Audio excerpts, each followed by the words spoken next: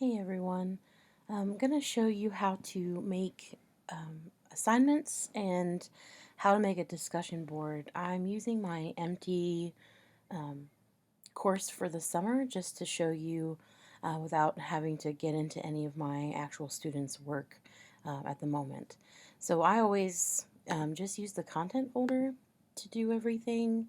And right now it's blank, obviously. So the first thing I always do is create a content folder, which I simply call assignments.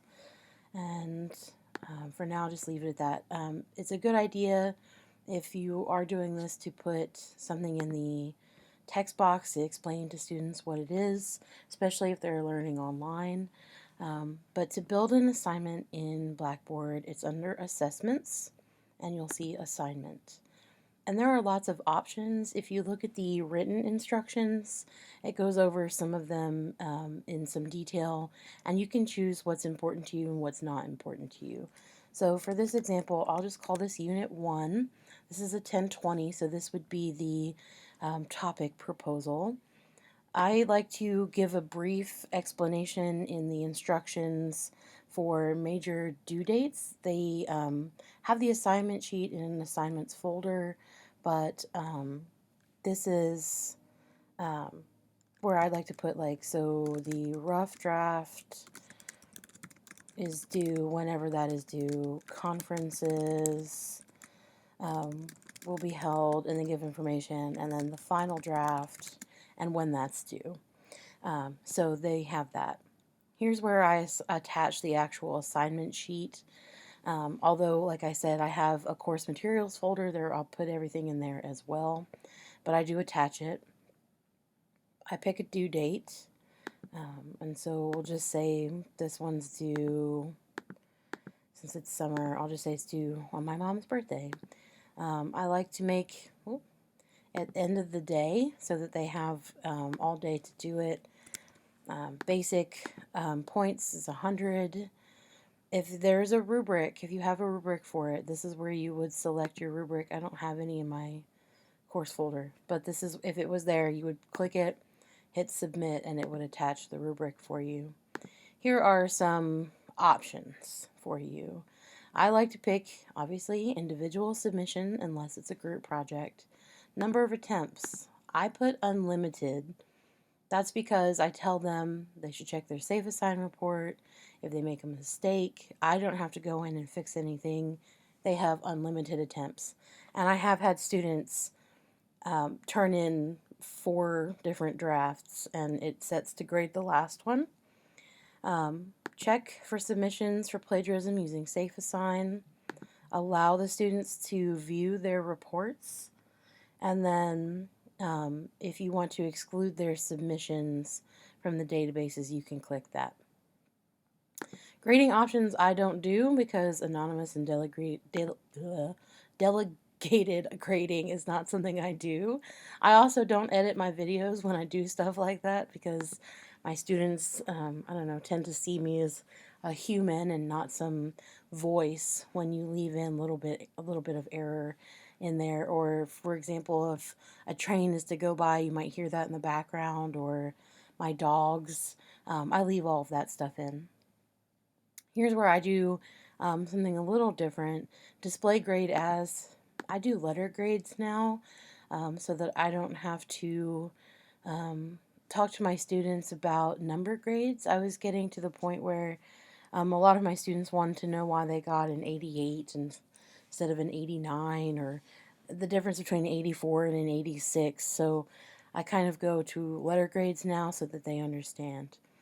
This is important. Include grade center grading calculations and show to students in My Grades. This means that they will create a gradebook column for you and that students will be able to see it. Make the assignment available always and then submit. So now I have Unit 1 with some information that they can see. And now if I go to the Grade Center, under Full Grade Center, I don't have any students, but I have Unit 1. So that's already there for me. If you want to create a discussion, go to discussions. It's blank, so you click create forum. Then I'll just say discussion 1. Usually I like to give some kind of more specific title, for example, annoying ways people use sources discussion, so they understand. I type the instructions. Instructions go here, right? Yes, I want it to be available. No, I don't care about that. These are the two main options here: standard view, or participants must create a thread in order to view other threads. Both are just options. I'm not going to say one is better than the other. I used to default to they must create a thread in order to view other threads, but I do this now mostly for peer review because I don't think I don't want them to be able to see other people's rough drafts until they've posted their own. For other discussions, I just leave it in standard view. But I'll show you what this looks like, so I'm going to leave it here. I do grade. I grade out of 20 points. They get 10 points for their posts and 10 points for responding to others. I leave this. This is the default. That's fine with me. We'll set this for July. Again, I choose end of day. It's good to have some standard practices with your discussion boards, like have them all due on Monday night, or that gives them the weekend to kind of do it, or have them all due Sunday night, something like that. So I don't really mess with a lot of these things after here, and then I'll hit submit. So then you have a discussion board. And so they'll be located under discussions, but you can move them. So if you want to have a content folder so they don't have to go looking for discussions, you can create a content folder for discussions.